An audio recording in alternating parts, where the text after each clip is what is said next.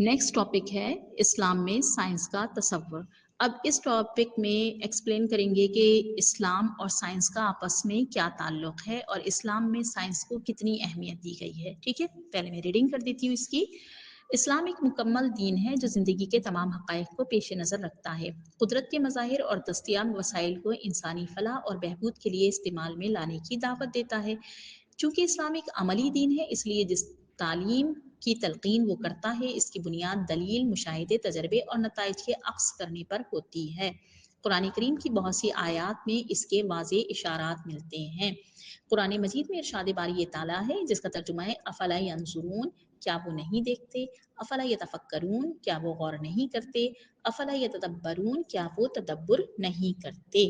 कुरान हकीम की मुख्तलिफ आयात में इल्म और इसकी फजीलत का बार बार जिक्र किया गया है, बल्कि वही इलाही का आगाज़ ही एक ऐसी सूरह मुबारका से हुआ है जिसमें नबी करीम सल्लल्लाहु अलैहि वसल्लम को सीग़ा अमर यानी हुक्मिया में पढ़ने के बारे में इरशाद फरमाया गया है। तर्जुमा है उस आयत मुबारका का, सूरह मुबारका की आयत नंबर 1 से लेकर 5 तक का।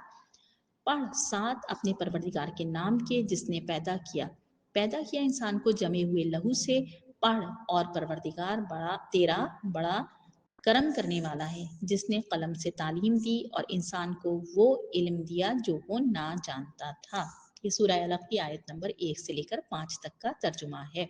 ठीक है बेटे, इसमें ये बयान कर रहे हैं कि जैसे कि आपको मालूम ही है कि हमारा दीन एक मुकम्मिल दीन है, इस्लाम दीन फितरत है। ठीक है, और दीन फितरत भी है और इसमें इंसान की फलाह और बहबूद को सबसे ज़्यादा अहमियत दी गई है।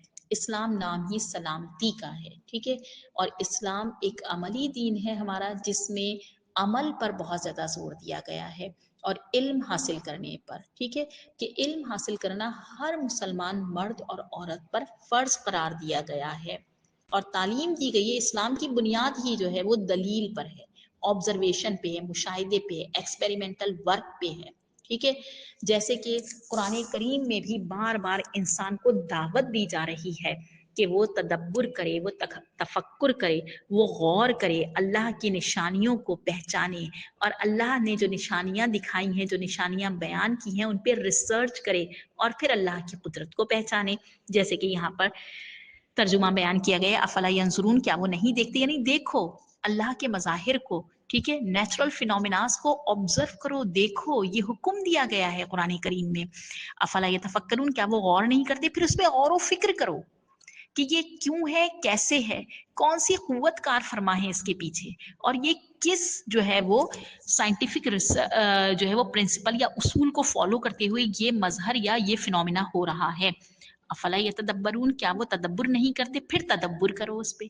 ठीक है, अगर कोई मसला हुआ है, ठीक है, कोई डिजीज फैली है, कोई बीमारी फैली है, कोई डिसास्टर आया है, तो उस पर तदब्बुर करो, तदबीर करो, कोई ऐसी सोच समझ के कि उससे अपनी तदबीर के सबब उसके नुकसान को कम कर सको या उस बीमारी का इलाज कर सको। ठीक है, तो यहाँ पर तो इन तमाम आयत मुबारका में हम देख रहे हैं कि इल्म पर, तदब्बर पर, गौर पर, फिक्र पे, रिसर्च पे जोर दिया गया है और हुक्म दिया गया है। इसी तरह से अगर हम इल्म की बात करें, पढ़ने की, तो आका सल्लल्लाहु अलैहि वसल्लम पर जो पहली वही नाजिल हुई सूरह अलक़ की, उसमें पहला लफ्ज़ ही जो है वो हुक्म है पढ़ने का, और ये हुक्मिया अंदाज़े हुक्म दिया जा रहा है तमाम इंसानों को, बनी नौ इंसान को आका सल्लल्लाहु अलैहि वसल्लम के ज़रिए, वही के ज़रिए, कि पढ़, इक़रा इक़रा बिस्मि रब्बिकल्लज़ी, पढ़ साथ अपने परवरदिगार के नाम के जिसने पैदा किया। ठीक है, तो बेटे जब हमारे दीन में पहली वही का पहला लफ्ज़ ही पढ़ है, ठीक है, इल्म की अहमियत का अंदाज़ा आप यहीं से लगा लीजिए। साइंस का अंदाज़ा, आप साइंस के इल्म का अंदाज़ा भी यहाँ से लगा लीजिए कि रिसर्च की, गौर व फिक्र की, तदब्बर की, ऑब्जर्वेशन की, हाइपोथेसिस देने की तो हमें दावत दी जा रही है। जिस तरह से कुरान करीम में जो है वो इल्म की अहमियत और साइंस की अहमियत वाज़े की गई है, इसी तरह से बहुत सारी हदीस मुबारका भी हैं जिसमें आका सल्लल्लाहु अलैहि वसल्लम ने मुसलमानों पर इल्म की अहमियत और फजीलत को बयान किया गया है। यहाँ पर चंद हदीस मुबारका हैं जिन्हें मैं सुनाती हूँ आपको। आका सल्लल्लाहु अलैहि वसल्लम ने फरमाया, हर मुसलमान मर्द और औरत पे इल्म का हासिल करना फ़र्ज़ है। इसी तरह से एक और हदीस मुबारका में है, गोद यानी पंगोड़े से लेकर कब्र तक इल्म हासिल करो। ٹھیک ہے، تو دونوں حدیث مبارکہ سے ہمیں آقا صلی اللہ علیہ وسلم کا حکم معلوم ہو رہا ہے کہ حدیث مبارکہ میں بھی ہمیں تمام مسلمانوں کو حکم دیا جا رہا ہے کہ فرض ہے ہم پہ علم حاصل کرنا۔ اسی طرح سے سورہ الزاریات کی آیت نمبر 49 میں قرآن کریم میں اللہ پاک ارشاد فرما رہے ہیں، اور ہم نے ہر چیز سے جوڑا پیدا کیا تاکہ تم سمجھو۔ ٹھیک ہے، تو یہاں پر لائف کو ڈسکرائب کیا جا رہا ہے، ٹھیک ہے، زندگی کو بتایا جا رہا ہے کہ پیئر کی فارم میں ہے لائف، ایک میل ایک فیمیل۔ اور جب سائنسدانوں نے ریسرچ کی تو انہیں پتا چلا کہ صرف انسانوں میں نہیں بلکہ دنیا کی ہر چیز میں، چاہے ہر جاندار کے ہم جنس جوڑے ہیں، ٹھیک ہے، یعنی کہ چاہے وہ پلانٹ ہوں، چاہے اینیملس ہوں، چاہے فنجائے ہوں، کوئی بھی ہوں، ہر ایک میں میل اور فیمیل پائے جاتے ہیں۔ کیڑے مکوڑوں سے لے کے سمندر کی بڑی بڑی مخلوق، سب کو اللہ تعالیٰ نے نر اور مادہ جوڑوں کی شکل میں پیدا کیا ہے، جن سے حیوانات اور نباتات کی نسل چلتی ہے، ٹھیک ہے۔ آگے بیان ہوا ہے کہ اگر انسان ان چیزوں میں غور و فکر کریں تو اللہ تعالیٰ کی قدرت اور اس کی وحدانیت سمجھ میں آ سکتی ہے، تاکہ ہم نصیحت حاصل کریں۔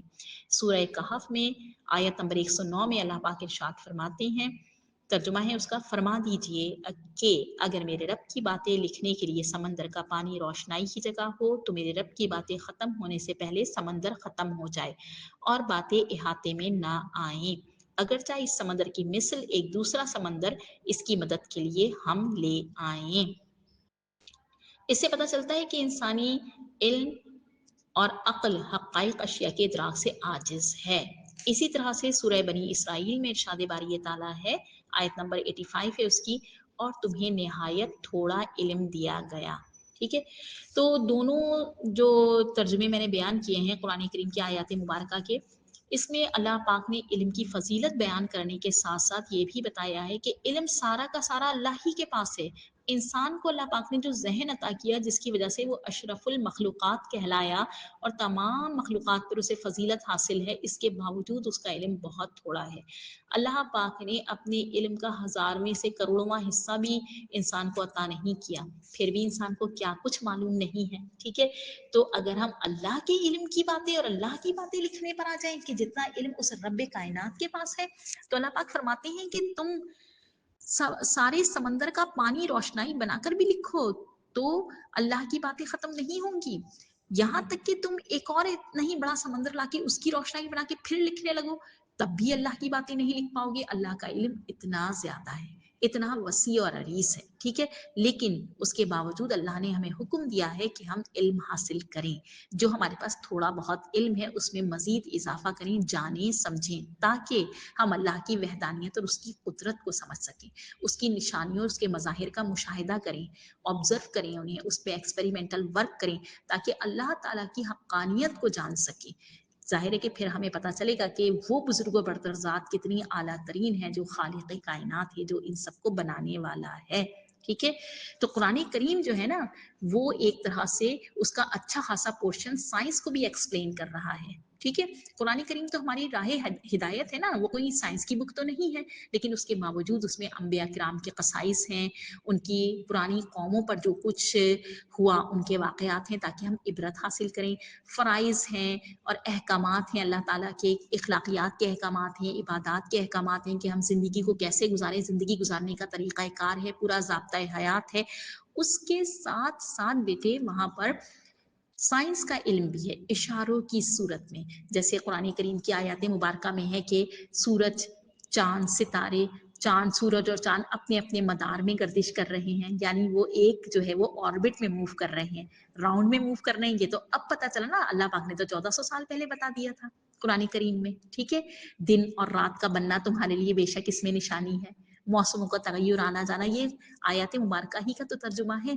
انسان نے تو بعد میں یہ سب آبزرو کیا نا، اللہ پاک نے تو پہلے ہی ٹیکزانومی پوری جو اب ہم جو ہے وہ تمام لیونگ آرگینزمس کو، پلانٹ یا اینیملس کو گروپس بناتے ہیں ان کے، ٹھیک ہے، کہ یہ جو ہے وہ ٹیٹراپوڈس ہیں، یہ بائی پیڈل ہیں، یہ 2 ٹانگوں والے ہیں، یہ 4 ٹانگوں والے ہیں۔ اللہ پاک نے تو پہلے ہی قرآن کریم میں پوری گروپنگ بتا دی، ایمبریولوجی، کہ کوئی بھی جو ایک سیڈ ہے اس سے پورا پلانٹ کیسے بنتا ہے، یا ایک جو ہے زائگوٹ ہے اس سے پورا اینیمل کس طرح سے تخلیق پا رہا ہے، یہ اسٹیپس تو اب سائنسدانوں نے ڈسکور کیے نا اور آبزرو کیے، اللہ پاک نے قرآن حکیم میں یہ پہلے ہی بیان کر دیے ہیں۔ تو سائنس اور اسلام دو الگ الگ چیزیں قطعی نہیں ہیں، سائنس ایک علم ہے اور علم حاصل کرنا ہر مسلمان کی میراث ہے اور فرض ہے ہر مسلمان پر، اور سائنٹیفک علم کو حاصل کرنے کی بھی ہمیں دعوت دی گئی ہے قرآن کریم میں، ٹھیک ہے۔ لیکن یہ بات بھی اپنی جگہ ہے کہ بڑے سے بڑا سائنسدان بھی مکمل علم کا دعویٰ نہیں کر سکتا، کیونکہ ہر سائنسدان کا نظریہ یا تھیوری جو ہے کوئی دوسرا سائنسدان آ کے اسے ریجیکٹ کر کے کوئی نیا نظریہ یا تھیوری پیش کر سکتا ہے نئے تجربات کی ایکسپیریمنٹ کی بیس پر، لیکن قرآن کریم میں جو ارشاد فرما دیا گیا وہ بنیاد ہے سائنس کی، اس میں ہمیں غور و فکر کی دعوت دی گئی ہے۔ نیکسٹ ٹاپک ہے اس چیپٹر کا برانچز آف سائنس، سائنس کی شاخیں، ٹھیک ہے۔ پڑھ دیتی ہوں پہلے۔ سائنس ایک بہت وسیع علم ہے، سائنس کے مطالعے میں آسانی پیدا کرنے کے لیے اس علم کو بھی دوسرے مضامین کی طرح مختلف شاخوں میں تقسیم کر دیا گیا ہے۔ سائنس کی چند شاخیں مندرجہ ذیل ہیں۔ بیٹے سائنس کا علم تو بہت وسیع ہے، کیونکہ اس میں پودے بھی آ جاتے ہیں، اس میں مائکرو آرگینزمس بھی آ جاتے ہیں، اس میں فنجائی وغیرہ بھی آ جاتے ہیں، اس میں اینیملس بھی آ جاتے ہیں، اس میں ہیومن بھی آ جاتا ہے، یہ سب ہی تو لیونگ آرگینزمس ہیں۔ تو ان سب کو اسٹڈی ایک ہی برانچ کے انڈر کرنا مشکل ہو جاتا، تو سائنسدانوں نے آسانی کے لیے مختلف جو ہے وہ برانچز میں سائنس کو ڈیوائڈ کر دیا تاکہ آسانی سے سائنس کا علم حاصل کیا جا سکے، ٹھیک ہے۔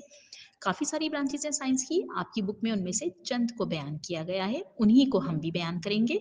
پہلی برانچ ہے سائنس کی فزکس، ٹھیک ہے۔ پڑھتی ہوں میں۔ فزکس وہ علم ہے جو بالخصوص مادی اشیاء اور اس کی توانائی وغیرہ سے متعلق ہوتا ہے۔ فزکس کو پیمائش کی سائنس کا نام بھی دیا گیا ہے کیونکہ اس علم کا تعلق زیادہ تر ناپ تول سے ہے۔ میکینکس، حرارت، روشنی، آواز اور الیکٹرسٹی وغیرہ اس کی اہم شاخیں ہیں۔ فزکس کون سی سائنس ہوتی ہے؟ فزکس میں ہم اسٹڈی کرتے ہیں میٹر کو اور انرجی کو۔ میٹر یا مادیت کیا چیز ہوتی ہے؟ مادہ کیا ہے؟ کوئی بھی چیز جو جگہ گھیرتی ہے اور وزن رکھتی ہے وہ میٹر کہلاتی ہے۔ Anything which has weight and occupy space is called as matter، ٹھیک ہے۔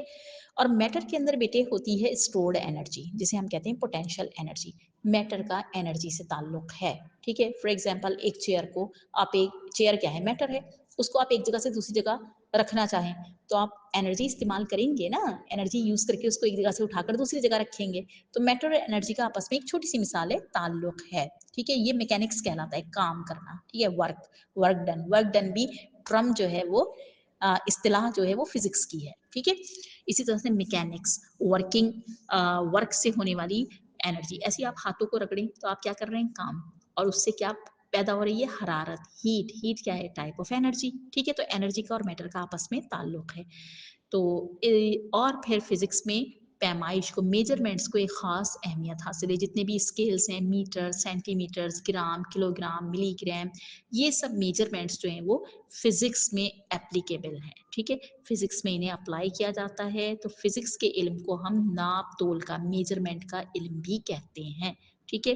روشنی کی رفتار معلوم کرنا، 3 × 10⁸ میٹر پر سیکنڈ، ایک سیکنڈ میں 3 × 10⁸ 3×10⁸ میٹر ٹریول کرتی ہے لائٹ۔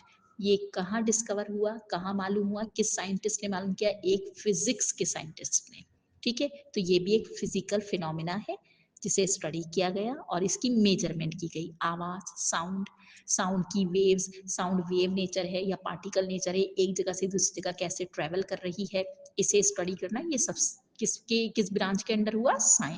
فزکس کے، ٹھیک ہے۔ الیکٹرسٹی کی انوینشن کہ چارجز ایک جگہ سے دوسری جگہ اسٹریٹ ڈائریکشن میں، ایک ہی ڈائریکشن میں فلو کریں گے تو وہ کرنٹ ہے، ٹھیک ہے۔ اور کرنٹ کو یوٹیلائزیشن کرنٹ کی الیکٹرسٹی کہلاتی ہے، ٹھیک ہے۔ تو ایک خاص مقدار میں ایک جگہ سے دوسری جگہ پیرالل یا جو ہے وہ سیریز میں ٹریول کرنا، ٹھیک ہے۔ تو یہ سب کیا ہے؟ یہ فزکس ہے۔ تو فزکس میں ہم مادی اشیاء یعنی میٹر کو اور اس سے ریلیٹ انرجی کو، انہیں اسٹڈی کرتے ہیں، جس کے اندر ہم بہت ساری میجرمنٹس کو اپلائی کرتے ہیں۔ تو یہ ناپ تول کا علم بھی ہے، پیمائش کا علم بھی ہے، اور انرجی کا علم ہے، اور یہ میٹر کا علم ہے۔ دوسری برانچ ہے کیمسٹری، ٹھیک ہے۔ केमिस्ट्री वो शाखा है जिसमें मुख्तलिफ अशिया की नेचर, माहियत को, कॉम्पोजिशन यानी उनकी तरकीब को और उनकी केमिकल प्रॉपर्टीज को स्टडी किया जाता है। ठीक है, केमिस्ट्री जैसे नाम ही बता रहे हैं, केमिकल कॉम्पोजिशन। आपको पता है तमाम लिविंग या नॉन लिविंग ऑर्गेनिजम्स केमिकल से ही मिलकर बने हैं, क्योंकि सब मादे हैं, सब क्या है, मैटर। और मैटर का सबसे स्मॉलेस्ट पार्टिकल क्या है, एटम। अब एटम जब कंबाइन होता है तो वो बनाता है मालिक्यूल, और मुख्तलिफ मालिक्यूल मिलकर कंपाउंड्स बनाते हैं, और ये कंपाउंड्स ही जो है असल में क्या है, मैटर है। सही। तो केमिस्ट्री में हम किसी भी चीज की नेचर को मालूम करते हैं। जैसे गोल्ड है तो वो किस एलिमेंट, कौन सा एलिमेंट है, उसका एटम कैसा है, वो कौन से रिएक्शंस देगा। सोडियम क्लोराइड नमक है, सोडियम और क्लोरीन से बना हुआ, तो उसकी नेचर क्या है, उसकी केमिकल प्रॉपर्टीज क्या हैं, वो किसी दूसरे कंपाउंड के साथ मिलेगा तो कौन से केमिकल रिएक्शंस देगा, यानी कौन सी नई चीज बना सकता है, वो कौन सी नई चीज बन सकती है उससे। ठीक है, तो इन सबको, उसकी केमिकल कॉम्पोजिशन क्या है, उसमें कितने एलिमेंट्स, कितने एटम शामिल हैं, कौन कौन से एलिमेंट शामिल हैं और किस रेशो में शामिल हैं, ये सब स्टडी करना। ठीक है, तो ये कहलाता है केमिस्ट्री। ठीक है, किसी भी चीज की नेचर मालूम करना, उसकी कॉम्पोजिशन मालूम करना, यानी उसमें कौन कौन से एलिमेंट्स हैं और किस किस रेशो से हैं, और उसकी केमिकल प्रॉपर्टीज को स्टडी करना कि वो कौन कौन से केमिकल रिएक्शन देगा। ठीक है, वो किस ब्रांच के अंदर स्टडी करेंगे हम, केमिस्ट्री के। ठीक है, दुनिया में हर वक्त बेशुमार कीमियाई रिएक्शंस हो रहे होते हैं, और इवन दो कि हमारे अपने अंदर लिविंग ऑर्गेनिजम्स की बॉडी के अंदर भी बेशुमार केमिकल रिएक्शंस वक्त पजीर होते हैं। जैसे हम खाना खाते हैं तो वो खाना हजम होता है ना, डाइजेस्ट होता है, तो डाइजेस्ट होने के दौरान ही सिर्फ वो पिसना थोड़ी है, ग्राइंड होना थोड़ी है, वो ब्रेक होकर एक स्मॉल पार्टिकल से फिर एक एटम में, एक मालिक्यूल में टूटता है। जैसे प्रोटीन हम खाते हैं, प्रोटीन मीट खा रहे हैं, हम गोश्त खा रहे हैं तो प्रोटीन खा रहे हैं, वो प्रोटीन जाकर हमारे स्टमक में और इंटेस्टाइन में ब्रेक होगा अमाइनो एसिड में, क्योंकि प्रोटीन के जो बिल्डिंग ब्लॉक्स हैं उसका एक मालिक्यूल अमाइनो एसिड कहलाता है। वो अमाइनो एसिड फिर हमारे ब्लड में जाएंगे, एब्जॉर्ब होंगे, तो ये अमाइनो एसिड में ब्रेक होना, फिर ब्लड में एब्जॉर्ब होना। इसी तरह से कार्बोहाइड्रेट, जो हम चावल खा रहे हैं, रोटी खा रहे हैं, वो कार्बोहाइड्रेट्स हैं, वो जाकर ब्रेक होंगे ग्लूकोज में, C6H12O6 में। ठीक है, और ये ग्लूकोज ब्लड का हिस्सा बन के हमारे हर सेल में और उसके माइटोकॉन्ड्रिया में पहुंचेगी, और माइटोकॉन्ड्रिया में जाकर वो एनर्जी रिलीज करेगी, बर्न होगी। तो ये सब क्या है, ये केमिकल रिएक्शंस है। ये सब क्या है, केमिकल रिएक्शन। ग़िज़ा का हजम होना, खून का बनना, खून का साफ होना, ये सब केमिकल रिएक्शंस हैं जो हमारी बॉडी में और तमाम लिविंग ऑर्गेनिजम्स की बॉडी में हो रहे हैं। ठीक है, तो इन सारे केमिकल रिएक्शंस को अगर स्टडी किया जाए केमिस्ट्री में तो उसे हम ऑर्गेनिक केमिस्ट्री कहते हैं, यानी लिविंग ऑर्गेनिज्म की केमिस्ट्री। और इसी तरह से बेटे, जो इंडस्ट्रीज में जितने भी केमिकल रिएक्शंस हो रहे हैं, या नॉन लिविंग जो हमारे इर्द गिर्द माहौल है उसमें जो केमिकल रिएक्शंस हो रहे हैं, वो सारे केमिकल रिएक्शंस उन्हें स्टडी किया जाए तो केमिस्ट्री की उस ब्रांच को हम कहते हैं इनऑर्गेनिक केमिस्ट्री। तो दो हैं, नामियाती कीमिया और गैर नामियाती। नामियाती यानी ऑर्गेनिक केमिस्ट्री में लिविंग ऑर्गेनिजम्स के अंदर होने वाले रिएक्शन और उनके अंदर पाए जाने वाले जो है वो केमिकल्स, और खासतौर पे हाइड्रोकार्बन, हाइड्रोजन और कार्बन के कंपाउंड, चाहे वो नॉन लिविंग में भी हों। ठीक है, उनकी स्टडी कहलाती है ऑर्गेनिक केमिस्ट्री। और जो आपकी कार्बन और हाइड्रोजन के अलावा जितने भी कंपाउंड्स हैं, और जो ऐसे कंपाउंड्स हैं जिनमें आयोनिक बॉन्ड बनता है और जो नॉन लिविंग में और इंडस्ट्रीज वगैरह में ज़्यादा इस्तेमाल हो रहे हैं, उनकी स्टडी कहलाती है बेटे इनऑर्गेनिक केमिस्ट्री। ठीक है, अच्छा जी, साइंस की नेक्स्ट ब्रांच जो यहाँ पर बयान हुई है वो बायोलॉजी है। बायोलॉजी साइंस की, जैसे इसका नाम ही बता रहा है, बायो मीन्स लाइफ और लोगोस मीन्स स्टडी। ठीक है, तो लाइफ को स्टडी करना, साइंसी तरीकों से जानदारों के मुताले के इल्म को बायोलॉजी कहते हैं।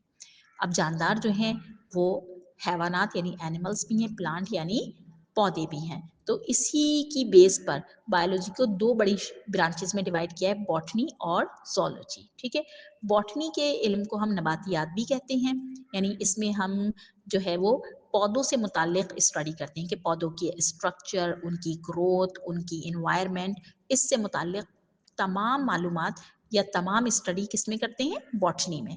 ठीक है, यानी कि तमाम जानदारों की बनावट, उनके तरीक़ा कार, उनकी रिप्रोडक्शन, उनकी ग्रोथ, सब पर, ठीक है। इसी तरह से ज़ूलॉजी में हम एनिमल्स यानी जानवरों का इल्म हासिल करते हैं।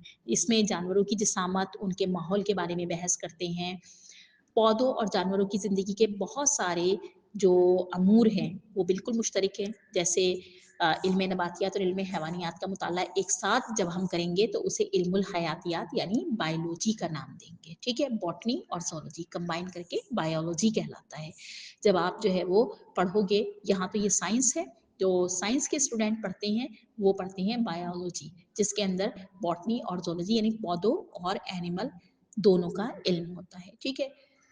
अच्छा जी, नेक्स्ट ब्रांच है एस्ट्रोनॉमी यानी इल्म फल्कियात। फल्की अजसाम यानी आसमान पर जितने भी एस्ट्रोनॉमिकल ऑब्जेक्ट हैं, मसलन सूरज, चांद, सितारे, सैयारे, जिसको हमने भी पहले भी डिस्कस किया, इनका इल्म हासिल करना, इनके बारे में मालूम करना कि कहाँ मौजूद हैं, कितने डिस्टेंस पर मौजूद हैं, सूरज के किस मदार में मौजूद हैं, सूरज से कितने डिस्टेंस पर हैं, हमारी ज़मीन से कितनी दूरी पर हैं और इनके ऊपर क्या-क्या मौजूद है, इस सब का मुताला करना एस्ट्रोनॉमी कहलाता है। एस्ट्रोनॉमिस्ट जो है वो फिजिक्स की और मैथमेटिक्स की मदद लेते हैं, क्योंकि उन्हें एग्जैक्ट और जो है एक्यूरेट मेजरमेंट्स करना होती हैं। उसके लिए जो वो टेलीस्कोप्स वगैरह यूज़ करते हैं, जो इक्विपमेंट यूज़ करते हैं, वो फिजिक्स से आते हैं और जो उसूल, कवाइद, ज़वाबित और लॉज इस्तेमाल करते हैं वो मैथमेटिकल लॉज होते हैं, ठीक है। अच्छा, नेक्स्ट ब्रांच आती है आपके पास मैथमेटिक्स की, रियाजी की। ये बहुत ज़्यादा अहम है। डायरेक्ट तो इसे हम साइंस नहीं कहते, लेकिन साइंस का कोई भी शोबा मैथमेटिक्स के बगैर काम कर ही नहीं सकता, क्योंकि मैथमेटिक्स में हिसाब, अलजबरा, ज्योमेट्री सब शामिल हैं। ज्योमेट्रिकल वैल्यूज से ही हम जो है वो अंदाज़ा लगाते हैं किसी भी चीज़ के शेप का, किसी भी चीज़ की वर्किंग का, एंगल्स का, डिस्टेंस का, और इन ज्योमेट्रिकल डिस्टेंसेस की वजह से ही जो है वो सितारों, सैयारों के इल्म मुमकिन है। और इन्हीं की वजह से दरियाओं और समंदरों में आबदोज़े, सबमरीन्स, जहाज़, पानी के जहाज़ और ये शिप्स वगैरह सारे के सारे ये मूव करते हैं, ट्रैवल करते हैं, एक जगह से दूसरी जगह जाते हैं, ताकि इन्हें correct angle, diagonal, geometrical distances जो है वो एक जगह से दूसरी जगह के मालूम हों, ठीक है। तो बहुत सारे साइंसी उलूम जो हैं वो मैथमेटिक्स का के इल्म की मदद लेते हैं, और इनके बगैर वो अपनी रिसर्च को आगे नहीं बढ़ा सकते। इन तमाम उलूम, चाहे वो बायोलॉजी का इल्म हो, चाहे वो फिज़िक्स का हो या केमिस्ट्री का हो, इनके कवानीन और इनकी तशरीहात जो है वो मैथमेटिक्स की इक्वेशंस की फॉर्म में ही लिखी जाती हैं। जैसे न्यूटन का लॉ है, आइंस्टाइन का लॉ है। न्यूटन का लॉ बहुत कॉमन है, E is equal to mc², ठीक है। आइंस्टाइन लॉ बहुत कॉमन है, आइंस्टाइन का लॉ है E is equal to mc² के एनर्जी जो है वो मास और c कहते हैं लाइट की रफ्तार को, ठीक है। तो इसका जो है वो प्रोडक्ट है। इस तरह से न्यूटन्स के जो मोशन के लॉज हैं, ठीक है, जो तीनों लॉज हम फिजिक्स में पढ़ते हैं, उन तीनों में हम इक्वेशन जो इस्तेमाल करते हैं वो मैथमेटिक्स से ही अख्ज़ की गई हैं, ठीक है। नेक्स्ट जो ब्रांच है वो एग्रीकल्चर यानी ज़राअत की है। साइंस की ब्रांच एग्रीकल्चर। एग्रीकल्चर में जो इल्म हासिल किया जाता है वो साइंटिफिक नॉलेज होती है खेती बाड़ी से मुतालिक, ज़राअत से, एग्रीकल्चर से, यानी वो साइंटिफिक मेथड्स जिनके ज़रिए हम जो है वो अपनी फसलों की बीमारियों को ख़त्म करें, उनसे उन्हीं बीमारियों से बचाव के तरीक़ाकार इस्तेमाल करें, मशीनें, आलात, इक्विपमेंट, खादें और ये जो इंसेक्टिसाइड, पेस्टिसाइड्स वगैरह हैं उनका इस्तेमाल, वो सब उसकी स्टडी इस ब्रांच के अंडर होती है। इसके अलावा गोश्त और दूध देने वाले जानवरों को पालना, उनकी लुक आफ्टर करना, उनकी देखभाल करना, हमारी पोल्ट्री इंडस्ट्री, हमारी डेयरी इंडस्ट्री, उसमें पाए जाने वाले तमाम एनिमल्स, उनकी लुक आफ्टर, उनकी उनसे हासिल होने वाली प्रोडक्शन को ज़्यादा बढ़ाना, किस तरह बढ़ा सकते हैं, किस तरह उनकी केयर कर सकते हैं, कैसे उनकी ग्रोथ करवा सकते हैं, कैसे उन्हें आगे बेहतरीन तरीके से उनकी नस्लों को रिप्रोड्यूस करवा सकते हैं, इस सब को साइंटिफिकली स्टडी करते हैं अंडर ब्रांच एग्रीकल्चर, ठीक है। नेक्स्ट जो ब्रांच है वो है मेडिसिन यानी इल्मुल अदविया। बहुत अहम ब्रांच है, ठीक है, जो ताल्लुक़ रखती है साइंस की ब्रांच जानदार अजसाम की स्टडी से। तो जितने भी लिविंग ऑर्गेनिजम्स हैं उनके स्ट्रक्चर को स्टडी किया जाए और उनके अंदर इमराज को, डिजीज़ेस को जो है वो डायग्नोस किया जाए, यानी वो तमाम डायग्नोस्टिक मेथड्स जो अप्लाई किए जाते हैं किसी भी ह्यूमन के अंदर चाहे एनिमल के अंदर, किसी डिजीज़ को डायग्नोस करने के लिए तशखीस करने के लिए कि बीमारी है क्या, जैसे अल्ट्रासाउंड, जैसे एक्स रे, जैसे जो है वो केमिकल टेस्ट, जैसे लैब में जो टेस्ट वगैरह करवाए जाते हैं, या सीटी स्कैन वगैरह करवाना, या ईसीजी करवाना, ईईजी करवाना, एमआरआई वगैरह करवाना, ये सब क्या है, इक्विपमेंट और आलात के जरिए किए जाने वाले टेस्ट हैं। ठीक है, तो ये डायग्नोस्टिक टेस्ट कहलाते हैं। और फिर इसके बाद बेटे तरीक़ा इलाज भी इल्मुल अद्विया यानी मेडिसिन ब्रांच के अंडर ही किया जाता है। उन अद्वियात की तैयारी फार्मास्यूटिकल कंपनीज हैं बड़ी बड़ी जो इस ब्रांच के अंडर ही आती हैं। ठीक है, साइंस की इस ब्रांच में ही स्टडी किया जाता है उन्हें किसी भी मखसूस बीमारी के लिए कौन सी मेडिसिन बनाना है, किस केमिकल को किस कंपोजिशन में और कितने पोर्शन में जो है वो तैयार करना है, ये सब। ठीक है, इस सब का इल्म जो है वो अंडर दिस ब्रांच यानी मेडिसिन किया जाता है। नेक्स्ट और लास्ट ब्रांच जो आपकी बुक में दी हुई है वो है जियोग्राफी। जियोग्राफी, जियो मीन्स जमीन और ग्राफी मीन्स पैमाइश बंदी। ठीक है, यानी जमीन की पैमाइश, जमीन को नापना और फिर इसे हिस्सों में डिवाइड करना। ठीक है, और जमीन को खुश्की और तरी के इलाकों की ग्राफ बंदी करना। इसके अलावा ज़मीन के खद्दो ख्याल, उसके स्ट्रक्चर के लिहाज से पानी, हवा और उस पर मौजूद जितने भी नबातात यानी जितने भी प्लांट पाए जा रहे हैं और जो इंसान या एनिमल्स वहाँ रह रहे हैं उसके लिहाज से उसकी ग्रुप बंदी, दर्जा बंदी करना उसके इलाकों की, ये सारा। और ज़मीन के अंदर उसकी तहों में क्या है उसका भी इल्म हासिल करना। माइन, जो मिनरल्स हैं ज़मीन के अंदर, उन्हें डिस्कवर करना, पेट्रोल निकालना, उसको डिस्कवर करना, उसे चेक करना कहाँ मौजूद है कहाँ नहीं है, ये सब जियोलॉजी और जियोग्राफी। वैसे जियोग्राफी के अंडर ये नहीं आता, वो जियोलॉजी के अंडर आता है। जियोग्राफी में पैमाइश तक का इल्म आता है। ठीक है, यानी पैमाइश का इल्म हासिल करना और फिर इसे मुख्तलिफ हिस्सों में डिवाइड करना, इसकी जो है वो हालात के लिहाज से, यानी इसके खद्दोखाल के लिहाज से, इस पर मौजूद पानी के लिहाज से, इस पर मौजूद प्लांटेशन के लिहाज से, इस पे पाए जाने वाले एनिमल्स के लिहाज से, यानी इसके फ्लोरा, फ्लोरा कहते हैं प्लांट की मौजूदगी को, और फौना, फौना कहते हैं एनिमल्स को। तो प्लांट और एनिमल के मौजूदगी की वजह से इसे मुख्तलिफ हिस्सों में डिवाइड करना। ठीक है, ये इसकी ग्रुप बंदी करना, ग्राफ बंदी करना, ये कहलाता है जियोग्राफी। इस सब का इल्म हम हासिल करते हैं अंडर द ब्रांच जियोग्राफी। ये थी साइंस की मुख्तलिफ शाखें। ठीक है, इन शाखों का आपस में गहरा ताल्लुक है। ठीक है, जिसको हम नेक्स्ट में डिस्कस करते हैं पैराग्राफ में। जी, नेक्स्ट पैराग्राफ है साइंस की मुख्तलिफ शाखों का आपस में ताल्लुक। इसे पहले हम पढ़ देते हैं। साइंस की मुख्तलिफ शाखों का आपस में गहरा ताल्लुक है। मसलन फिजिक्स और केमिस्ट्री एक दूसरे के लिए लाजुम व मलजूम है। ये नज़रिया कि मादा मुख्तलिफ एटमों से मिलकर बना है, इल्म फिजिक्स का मौजू रहा है।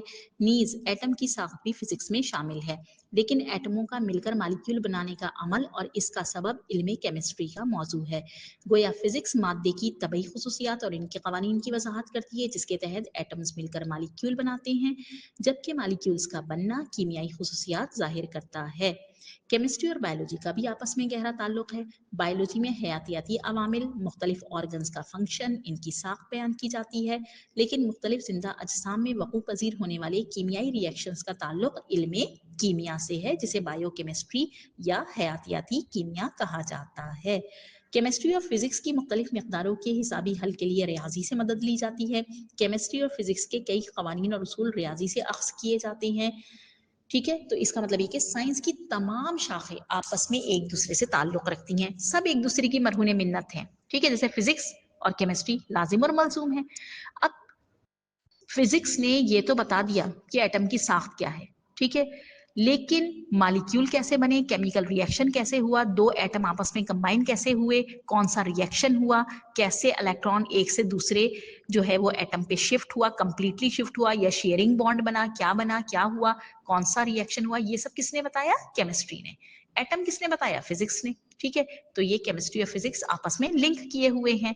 इसी तरह से बेटे अगर हम देखें तो बायोलॉजी और केमिस्ट्री का भी आपस में गहरा ताल्लुक है कि बायोलॉजी तो हमें बताता है, बायोलॉजी का इल्म हमें बताता है कि लिविंग ऑर्गेनिजम्स का स्ट्रक्चर क्या होगा, उनमें कौन कौन से ऑर्गन्स पाए जा रहे हैं और किस ऑर्गन का क्या फंक्शन है, क्या काम कर रहा है कौन सा ऑर्गन। जैसे हार्ट जो है वो ब्लड पंप कर रहा है, स्टमक जो है वो फूड डाइजेस्ट कर रहा है, ठीक है, और किडनी जो है वो यूरिन फिल्टर कर रहे हैं। लेकिन हमें जो है यहाँ पर इन ऑर्गन्स में कौन कौन से केमिकल रिएक्शंस हो रहे हैं, कौन से केमिकल्स बन रहे हैं, कौन सी चीजें टूट रही हैं, कौन सी नई बन रही हैं, ये सब तो केमिस्ट्री बताएगी ना। तो केमिकल रिएक्शन जो लिविंग ऑर्गेनिजम्स में हो रही है उसका इल्म किसने दिया? केमिस्ट्री में, जो क्या कहलाएगा? बायो केमिस्ट्री, यानी कि बायो लाइफ की केमिस्ट्री, ठीक है, जिसको हयातियाती कीमिया भी कहते हैं। तो इस तरह से क्या पता चला हमें कि बायोलॉजी और केमिस्ट्री भी आपस में लिंक किए हुए हैं, ठीक है, एक दूसरे से ताल्लुक रखते हैं। इसी तरह से केमिस्ट्री और फिजिक्स जो है उन पर रियाजी यानी कि मैथमेटिक्स असरअंदाज होती है। मैथमेटिक्स के बगैर केमिस्ट्री और फिजिक्स अपने लॉस को और अपनी जो है वो रिसर्च को बयान ही नहीं कर सकते। जितना भी वो प्रैक्टिकल वर्क परफॉर्म करते हैं उसे मैथमेटिक्स के उसूलों को अपनाते हुए, उन लॉस को अपनाते हुए, उन इक्वेशंस को अपनाते हुए ही उन चीज़ों को एक्सप्लेन करती हैं। तो बेटे ये तमाम शाखें जो एक दूसरे से ताल्लुक़ रखती हैं और एक मुश्तरका तसव्वुर कायम करती हैं, तो इन्हें कंबाइन करके हम नया नाम देते हैं, जिनमें से कुछ के नाम यहाँ पर आपकी बुक में बयान किए गए हैं। इन्हें मैं एक्सप्लेन करती हूँ।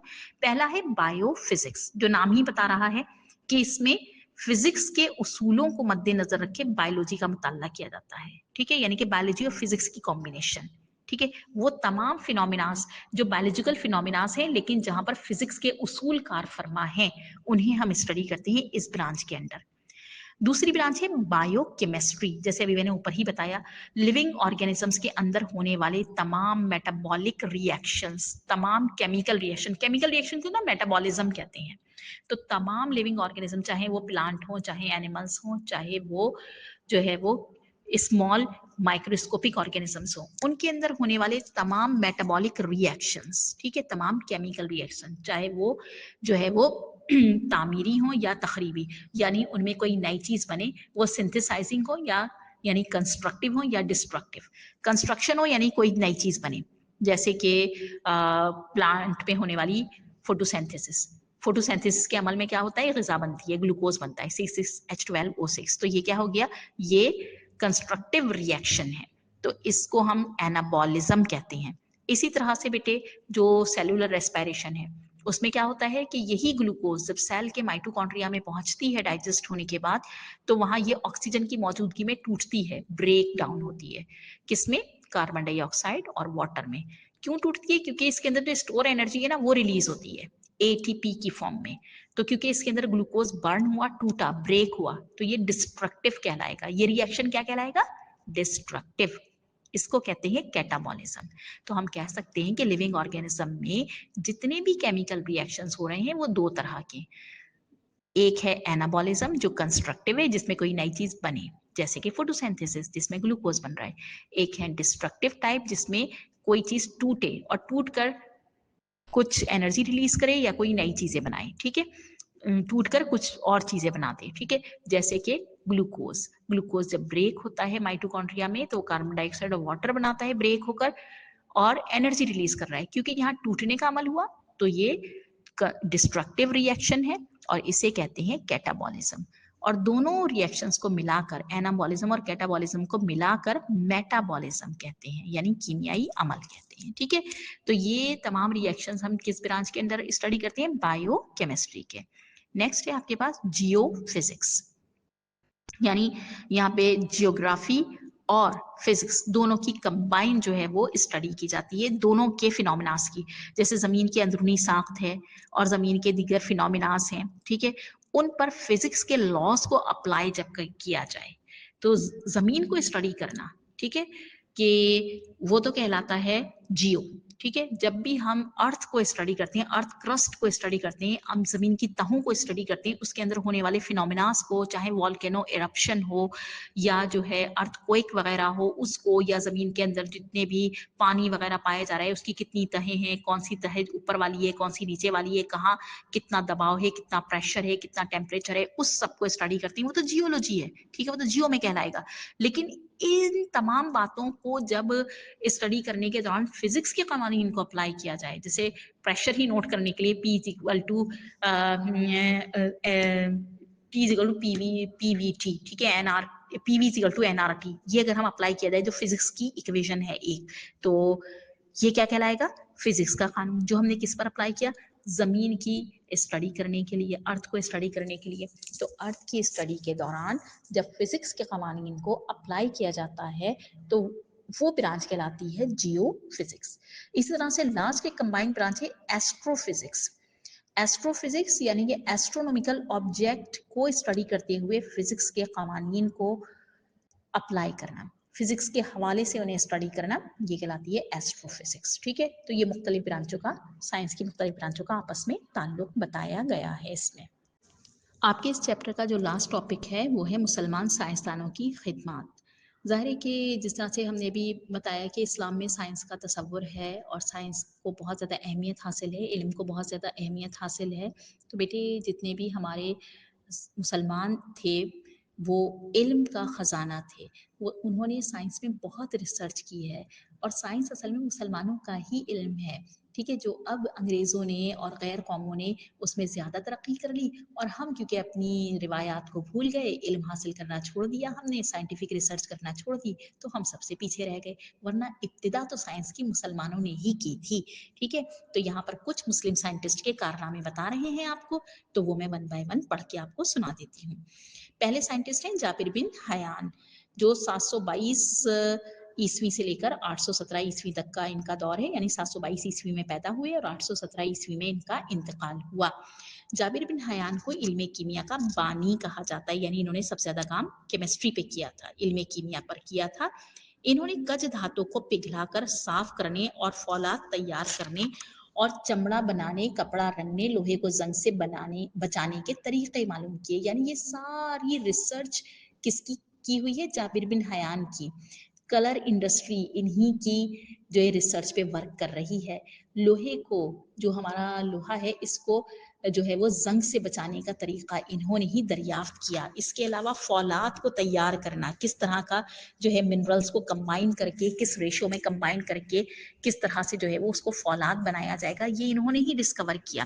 اس کے علاوہ جو را میٹلز ہوتی ہیں، جب ہم زمین سے میٹلز نکالتے ہیں نا، دھاتیں نکالتے ہیں زمین سے، منرلز مائن سے، تو بیٹے وہ را شکل میں ہوتی ہیں، یعنی ان میں بہت ساری چیزوں کی مکسنگ ہوئی ہوتی ہے، وہ پیور فارم میں نہیں ہوتی. ان کو پیوریفائی کرنا، کہ ان کو پگھلا کر کس طرح پیوریفائی کیا جائے، اس کا طریقہ بھی جابر بن حیان نے معلوم کیا. اس کے علاوہ انہوں نے بہت سارے کیمیکل بھی ایجاد کیے، جیسے سلفیورک ایسڈ ہے جو اب وسیع پیمانے پہ انڈسٹریل پرپز میں بھی استعمال کیا جاتا ہے، نائٹرک ایسڈ ہے، ہائیڈروکلورک ایسڈ ہے، یہ سب سے پہلے جابر بن حیان نے ہی پریپیئر کیے تھے. اس کے علاوہ بھی کافی سارے ایسے کمپاؤنڈس ہیں جو جابر بن حیان نے ایجاد کیے. وارنش بنانے کا طریقہ بھی انہوں نے ایجاد کیا. اس کے علاوہ جابر بن حیان نے بہت ساری عربک میں کیمسٹری پر کتابیں بھی لکھی، جن میں سے بہت خاص کتابیں جن کے نام ہے الکتاب اور الخاص، یعنی کتاب کا نام ہی الکتاب ہے اور دوسری کتاب کا نام الخاص ہے. یہ ان کی لکھی ہوئی مشہور کتابیں ہیں کیمسٹری پر. دوسرے سائنسدان ہیں محمد بن زکریا الرازی. ان کی تاریخ پیدائش 865 عیسوی ہے AD، اور تاریخ وفات 925 AD ہے. ٹھیک ہے، یہ بھی ایک عملی کیمیا دان تھے، یعنی کہ پریکٹیکل ورک انہوں نے، محمد بن زکریا الرازی نے بہت زیادہ پرفارم کیا ہے. اس کے علاوہ کیمسٹری کے ساتھ ساتھ یہ فن طب یعنی میڈیسن کے شعبے میں بھی بہت زیادہ علم رکھتے تھے، اور انہوں نے علم العلاج کے اصولوں پر بھی بہت زیادہ ورک کیا، اور ان اصولوں سے بھی یہ پوری طرح واقف تھے. علم العلاج یعنی طریقہ علاج تھے، اور اصل میں یہ پہلے سرجن بھی کہلاتے ہیں. یہ بغداد کے اسپتال کے سربراہ تھے، ڈاکٹر تھے، اور اس کے علاوہ ایک ماہر سرجن بھی تھے. سرجری کے لیے پہلی دفعہ انہوں نے بے ہوش کرنے کے لیے افیون کا استعمال کیا، تاکہ اینستھیسیا اب آج کل ہم استعمال کرتے ہیں نا، انہوں نے افیون کا استعمال کیا تھا تاکہ جس پیشنٹ کی سرجری ہو رہی ہے اسے تکلیف کم سے کم ہو، اور تکلیف کی وجہ سے وہ جو ہے وہ ڈیتھ نہ ہو جائے اس کی، تو اس لیے انہوں نے اس کو بے ہوش کرنے کے لیے افیون کا سب سے پہلے استعمال کیا.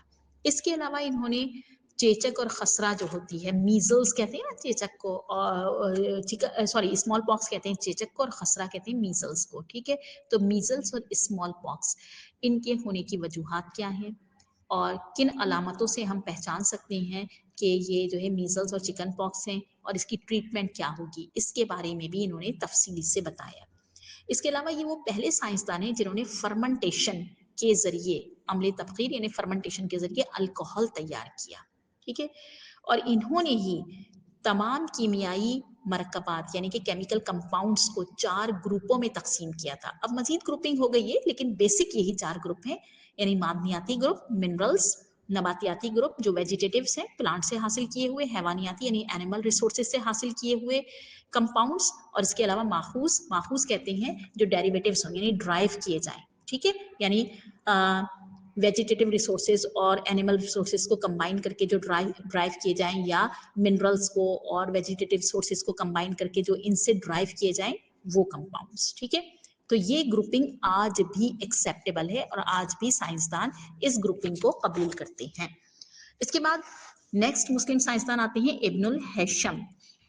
इनका एरा है 965 ईस्वी में ये पैदा हुए और 1039 ईस्वी में इनका इंतकाल हुआ। इनका पूरा नाम अबू अली अल हसन इब्नुल हसन अल बसरी है और मशहूर हुए ये इब्नुल हैशम के नाम से। इन्होंने सबसे पहले मादे के जमूद यानी एनर्शिया, मादे को एनर्शिया का नाम दिया, ठीक है। एनर्शियल प्रॉपर्टी मादे में पाई जाती है जमूद की सलाहियत, यानी वो अपनी हालत हरकत या हालत सुकून को, रेस्टिंग कंडीशन को या मोशन कंडीशन को हर शय बरकरार रखने की कोशिश करती है, ठीक है। अगर एक चेयर रखी हुई है, स्टेशनरी है, वो तो स्टेशनरी रहेगी जब तक कि हम उस पर फोर्स एक्सर्ट ना करें, कुव्वत लगा के उसे मूव ना करवाएं। इसी तरह से अगर कोई बाइसिकल मूव कर रही है, चल रही है, तो वो चलती रहेगी जब तक कि हम उसे ब्रेक लगा के रोके नहीं या हवा की रेजिस्टेंस या जमीन की रगड़ उसे रोक ना दे, कोई कुव्वत मज़ाहिमत उसे रोके नहीं तो वो चलती रहे, ठीक है। तो इन्होंने एनर्शिया की प्रॉपर्टी को सबसे पहले इब्नुल हैशम ने डिस्कवर किया। बाद में न्यूटन ने इस एनर्शियल प्रॉपर्टी पर ही अपने कवानीन पेश किए जो न्यूटन के मशहूर लॉस कहलाते हैं। इसके अलावा इब्नुल हैशम ने जो है वो रोशनी पर, लाइट पर बहुत ज्यादा काम किया और पिन होल कैमरा भी इजाद किया। इनकी मशहूर किताब का नाम किताब अल मनाजिर है, जो रोशनी की खुसूसियात पर ही एक जामे प्रैक्टिकल वर्क पे मबनी किताब है, ठीक है। इसके अलावा इन्होंने मिरर पे, लेंसेस पे और लाइट के जो फिनोमिनाज है, रिफ्लेक्शन, रिफ्रैक्शन यानी इनेकास, इनेताफ के कवानीन, यानी रोशनी जब किसी जो है वो सतह से टकराती है तो वो वापस उसी मीडियम में पलट जाती है या नेक्स्ट मीडियम में दाखिल हो जाती है, ये रिफ्लेक्शन और रिफ्रैक्शन के कवानीन कहलाते हैं। इन्होंने ये लॉज भी पेश किए। इसके अलावा इन्होंने आँख के बारे में भी मालूमात फराहम की, इंसानी आँख के बारे में भी हमें उसके स्ट्रक्चर के बारे में भी मालूमात दी, ठीक है। आज अब जो साइंसदान प्रैक्टिकल परफॉर्म करते हैं तो इन्होंने जो मालूमात दी थी वो सब सही तस्लीम की जाती हैं। वो मालूमात या वो हाइपोथेसिस जो इन्होंने पेश किए, मफरूज़े कायम किए, वो आज के साइंसदान जब प्रैक्टिकल करते हैं तो उन्हें दुरुस्त करार पाते हैं। और इन्हीं के ऑब्जर्वेशन यानी मुशाहिदात से काम लेके रॉजर बीकन नामी साइंटिस्ट ने दूरबीन इजाद की थी, ठीक है। इसके बाद जिनका नाम आता है वो है मशहूर साइंटिस्ट अल बैरूनी। अल बैरूनी का पूरा नाम अल बुरहानुल हक अबू रेहान मोहम्मद बिन अहमद है और इनका जो एरा है, ठीक है, दौर जो है वो 973 यानी 973 एडी में पैदा हुए ये, एंड 1048 एडी यानी 1048 ईस्वी सदी में इनका इंतकाल हो गया। अल बैरूनी ने हय्यत, रियाजियात, जोग्राफिया और तारीख के मौज़ूआत पर बहुत काम किया और इसमें ये मुस्तनद नाम, इनका एक नाम जो है मुस्तनद है। इन्होंने जो है वो मैथमेटिक्स में, ज्योग्राफी में, हिस्ट्री में और नेचर पे वर्क किया, ठीक है। ये नेचुरल जितनी भी उलूम हैं, कुदरती उलूम जितने भी हैं, इनके माहिर तस्लीम किए जाते थे। सुल्तान महमूद गजनवी के दौर में इनको एक दरबार में बहुत बड़ी हैसियत हासिल थी, एक आलिम के तौर पर वहाँ मौजूद रहते थे, स्कॉलर के तौर पर ये दरबार से मुंसलिक थे और उस वक़्त की तारीख भी लिख रहे थे, तारीख दान भी थे। अल बैरूनी ने ही दरियाफ्त किया कि रोशनी की रफ्तार आवाज़ की रफ्तार से ज़्यादा तेज़ है और ये अभी भी प्रूफ है और हकीकत है, ये सही दुरुस्त माना जाता है। और सयाह भी थे ये। बरसगीर की सयाहत के दौरान अल बैरूनी जब पाकिस्तान के कस्बे नंदना के किले के पास आए तो उन्होंने हिसाब लगाकर बताया कि ज़मीन का जो रेडियस है, जिसे हम उर्दू में निस्फ कुत्र कहते हैं, ये तकरीबन 6338 किलोमीटर है। उस वक़्त बगैर किसी जो है वो अच्छे इक्विपमेंट के इन्होंने इतनी एक्यूरेट कैलकुलेशंस दी, जो अब जदीद दौर में जब कैलकुलेट किया गया तो ज़मीन का जो रेडियस मालूम हुआ है वो 6353 किलोमीटर है। इन्होंने बताया था 6338 और यहाँ 6353 निकला, यानी सिर्फ 15 किलोमीटर का फर्क निकला, जो मोरलेस सेम ही कहलाएगा। तो कितनी एग्जैक्ट कैलकुलेशंस थी इनकी।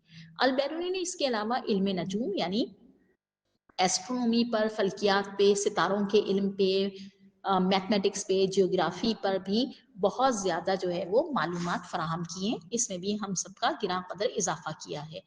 अल-बेरूनी ने ही नज़रिया पेश किया था कि वादी सिंध किसी ज़माने में, ये जो हमारा सूबा सिंध है ना, किसी ज़माने में ये पूरा समंदर था। आहिस्ता आहिस्ता बाद में यहाँ कीचड़ और रेत जमता गया और ये वादी सिंध वजूद में आ गई। अब जदीद दौर के जो माहिरीन अर्जियात हैं, जियोलॉजिस्ट हैं, जब वो हमारी सिंध की ज़मीन को स्टडी करते हैं तो उनका भी यही ख्याल है कि सिंध तकरीबन 100 तकरीबन जो है वो काफ़ी अरसे पहले तक ये समंदर था और इसके बाद आहिस्ता आहिस्ता ये जो है यहाँ पर वादी तख्लीक पाई है, ठीक है, वजूद में आई है। अच्छा, ये अल-बेरूनी जो है इन्होंने रियाजी के मौज़ूआत पर तकरीबन 150 से ज़ायद किताबें तहरीर की हैं, ठीक है। इनके बाद जो साइंसदान आते हैं वो हैं बू अली सीना, जिन्हें हम जो यूरोप में एवेसिना के नाम से भी मशहूर हैं। एवेसिना के नाम से मशहूर भी हैं और इन्हें अभी तक बहुत ज़्यादा बेहतरीन जो है माहिर तिब तस्लीम किया जाता है। इनका एरा जो है 980 ईस्वी यानी 980 ईस्वी से लेके 1037 ईस्वी तक है, यानी 1037 में इनका इंतकाल हुआ, 980 में ये पैदा हुए थे। इनका पूरा नाम अबू अली अल हुसैन इब्ने अब्दुल्ला है। यूरोप में एवेसिना के नाम से मशहूर हैं। बू अली सीना को मुस्लिम दुनिया का एरिस्टोटल यानी अरस्तु भी तस्लीम किया जाता है। इन्होंने ज्यादा वर्क तिब पे किया है, तकरीबन 760 यानी 760 जड़ी बूटियों पर इन्होंने रिसर्च पेपर लिखा था। ये एक कीमियादान के साथ साथ एक दवा साज यानी फार्मासिस्ट भी थे। फार्मास्यूटिकल वर्क इनका बहुत ज़्यादा है। इन्होंने मेडिसिन ईजाद की काफ़ी सारी, जिन्हें अभी भी दुरुस्त तस्लीम किया जाता है। और तिब पर लिखी गई यानी मेडिसिन पर और मेडिकल के शोबे में इन्होंने जो किताबें लिखी हैं वो अभी तक यूरोप के कुतुब खानों में, लाइब्रेरीज में उनकी ट्रांसलेशन मौजूद है। उन्हें ट्रांसलेट कर कर अभी तक इस्तेमाल किया जा रहा है। ये पहले कीमियादान थे जिन्होंने इस ख्याल को रद्द किया कि आम धातु को सोने में तब्दील किया जा सकता है। पहले ज़माने में बहुत था ना कि किसी भी धातु को हमारे पास ये तरीका है, वो तरीका है, ये तरीका हमने ईजाद कर लिया, इसको हम सोना बना देंगे, गोल्ड बना देंगे, इतनी तरक्की हो जाएगी, तो इन्होंने रद्द कर दिया। नहीं, सोना एक बिल्कुल अलग एलिमेंट है, गोल्ड एक बिल्कुल अलग एलिमेंट है जिसके एटम के अंदर इलेक्ट्रॉन, प्रोटॉन, न्यूट्रॉन बिल्कुल डिफरेंट है और किसी भी दूसरी मेटल को गोल्ड में, किसी दूसरी मेटल में तब्दील नहीं किया जा सकता। इन्होंने तकरीबन 100 से ज़ायद जो है कुतुब लिखी हैं, जो फ़लसफ़े के मौज़ू पे, साइंस पे, फ़िक़्ह पे, अदब पे और तिब पे, सब पे हैं, ठीक है। मुसलमान साइंसदानों में ही आखिरी साइंसदान हैं डॉक्टर अब्दुल सलाम, जो भी रिसेंट एरा के कहलाते हैं। 1926 इनकी तारीख़ पैदाइश है, साहिवाल में पाकिस्तान में पैदा हुए थे और इनका इंतकाल जो है 1992 में हुआ, ठीक है। पाकिस्तान के नामवर नोबेल इनाम याफ्ता साइंसदान हैं ये। कैम्ब्रिज यूनिवर्सिटी से इन्होंने रियाजी और फिजिक्स में एमएससी की डिग्री हासिल की थी। ये गवर्नमेंट कॉलेज लाहौर के शोबा रियाजी यानी मैथमेटिक्स डिपार्टमेंट के सदर थे और इंपीरियल कॉलेज लंदन में भी मैथमेटिक्स के लेक्चरर रहे, ठीक है। ये पाकिस्तान एटमी तवानाई कमीशन के मेंबर भी रहे थे। 1961 में पाकिस्तान ने जो अपना खलाई शटल स्पार्को भेजा था, तो खलाई इदारे की बुनियाद रखी थी जिसका नाम ही स्पार्को था। उसके चेयरमैन भी डॉक्टर अब्दुल सलाम ही मुकर्रर किए गए थे। डॉक्टर अब्दुल सलाम को नोबेल इनाम मिला था क्योंकि इन्होंने दो बुनियादी कुव्वतें यानी वीक न्यूक्लियर फोर्सेस और इलेक्ट्रोमैग्नेटिक फोर्सेस को यकजा करने की थ्योरी पेश की थी कि इन दोनों फोर्सेस को कंबाइन किया जा सकता है। इस पर इन्होंने वर्क किया, ऑब्जर्वेशन की, एक्सपेरिमेंटल वर्क किया और थ्योरी पेश की, जिसे एक्सेप्ट किया गया, ठीक है। लिहाजा नजरियाती फिजिक्स के शोबे में आला तहकीक, ये नजरियाती फिजिक्स थी, तो फिजिक्स के इस डिपार्टमेंट में इस रिसर्च की बिना पे ने 1979 में नोबेल इनाम दिया गया, नोबेल इनाम से नवाजा गया। इनके साथ दो मावुन साइंसदान भी थे, ठीक है। फिलहाल अब्दुल सलाम वाहिद पाकिस्तानी साइंसदान हैं जिन्हें नोबेल प्राइज से नवाजा गया। तो ये तमाम जो हमने साइंसदान पढ़े, मुसलमान साइंसदान, तो इनके कारनामों को नज़रअंदाज नहीं किया जा सकता साइंस के शोबे में।